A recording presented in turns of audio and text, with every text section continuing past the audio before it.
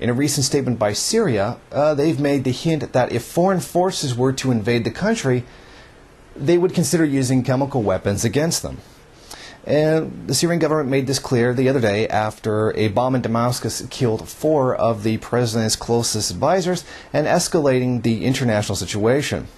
The foreign pressure placed on the Syrian government. The foreign minister spokesman Jihad Makdisi said that the Syrian chemical weapons could be used on foreign forces, but they were not going to use them on Syrian citizens. Any chemical or bacterial weapons will never be used. During the crisis in Syria, regardless of the developments, these weapons are stored and secured by the Syrian military forces under its direct supervision and will never be used unless Syria faces external aggression.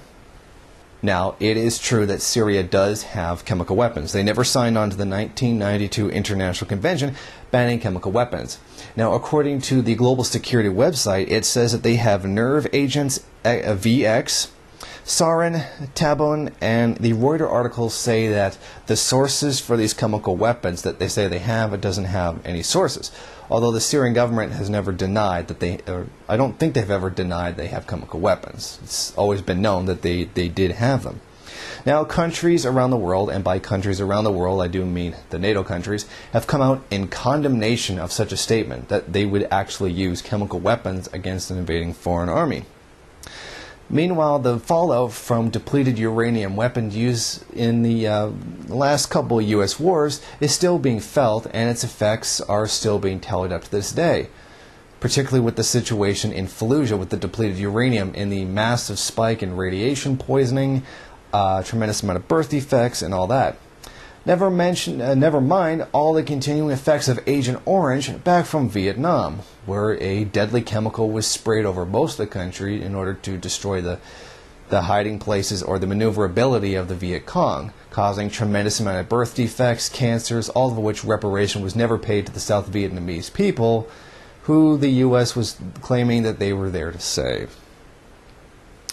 Now, the U.S. is actually, in addition to this, the U.S. is now actually admitting that they are going to get directly involved in the situation in Syria, saying that they are now going to be giving communications assistance and advisors to go and aid the Syrian rebels, while completely ignoring the fact that they have been sending them weapons from the beginning, sending them anti-tank weapons, and then they've recently acquired anti-aircraft weapons after the Russian helicopters were actually sent, the Israeli guns that they had, the Swedish grenades that they were receiving, and all the other stuff that they are not telling us, and the media is not bothering to report. However, there is some honest media still in the world that is still actually reporting these things. So they are lying that this is now them now getting involved. They've been involved for quite a long time now.